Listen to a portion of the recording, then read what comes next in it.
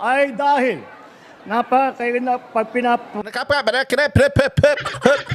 Hoy, ang inak niyan.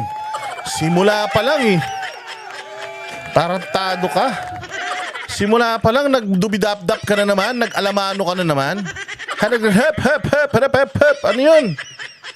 Tinatakbuhan ngayong eleksyon na ito sa national hanggang sa pinakamaliit na bayan na Sangguniang member. Ayos. Yan po ay dahil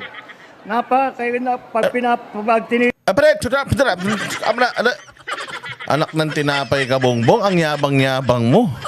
Ang yabang mo, tas utal-utal ka. Ang hilig mong manilip ng iba. Pero yung sarili mo, hindi mo maayos. Tangina, kung ako ang anak mo, magpapapalit ako ng pangalan.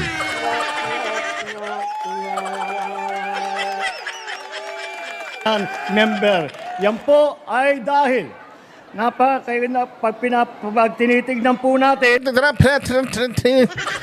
Inanto, abnoy. ang mga ibang partido, nakakandara pa po sila. At Ayan ka na naman. Nagkakandara pa saan? Gago, hindi na kayo pinagpapraktisan. Utang ina nyo. Ilabas nyo kung ano plataforma nyo. Kung anong gusto nyong gawin sa bayan. Gago kayo. Kahit magsama-sama kayo lahat, isama mo na lahat ng pati yung local government. Tapatan ninyo yung 70 plus bills na nagawa ni Pastor Apollo Kibuloy, mabibilib ako sa inyo. Pag nagawa niyo yun, magaling kayo.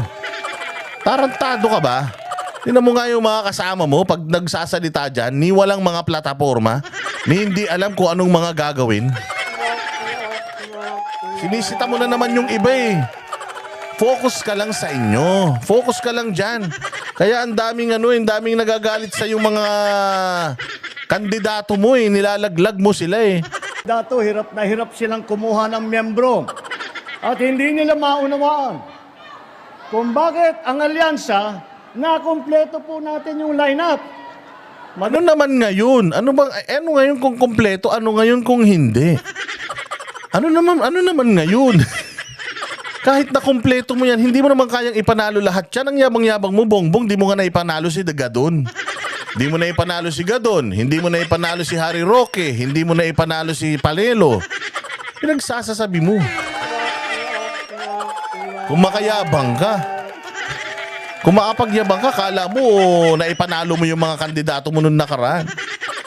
Walang hiya ka. Yun na ngang inampon ni BP Sara, yung pa yung nag-number 1 na senatoriable, ayaw mo pa dun.